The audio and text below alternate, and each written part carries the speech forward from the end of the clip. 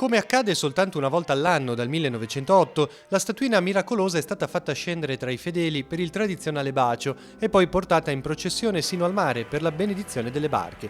È il cuore della festa del Gesù Bambino di Praga, celebrata con grande emozione oggi ad Arenzano. I frati carmelitani scalzi custodiscono l'antica statuetta nei due santuari a Praga e Arenzano e da questi due centri la devozione coinvolge migliaia di fedeli.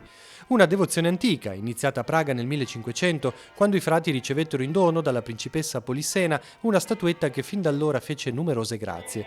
Sembra incredibile, potrebbe sembrare superata, ma si rinnova ogni anno, oggi più forte di ieri, nel cuore dei genovesi, giunti per il tradizionale bacio a Gesù Bambino, ma anche per chiedere benedizione, aiuto o la guarigione da gravi malattie. Centinaia di famiglie con bambini, provenienti da tutta Italia e non solo, hanno riempito il piazzale del santuario per la benedizione impartita quest'anno da Monsignor Miroslav Guzua, vescovo di Buar in Repubblica Centrafricana. Avete portato i bambini a vedere baciare Gesù Bambino? Siamo di ritorno dalle vacanze e ci siamo fermati da Gesù Bambino per una sosta e un saluto. Come mai? Una devozione che risale fin dalla mia infanzia e quindi con onore voglio trasmetterla a loro.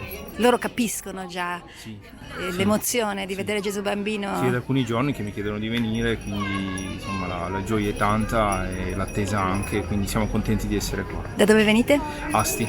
Lei da dove è venuto? Da Formia, diocesi di Gaeta. Distante?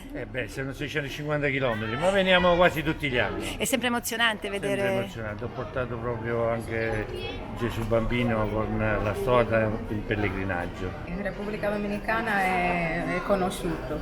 Che cosa chiederebbe a Gesù Bambino? Salute per tutti, più pace, perché questo mondo va sempre peggio.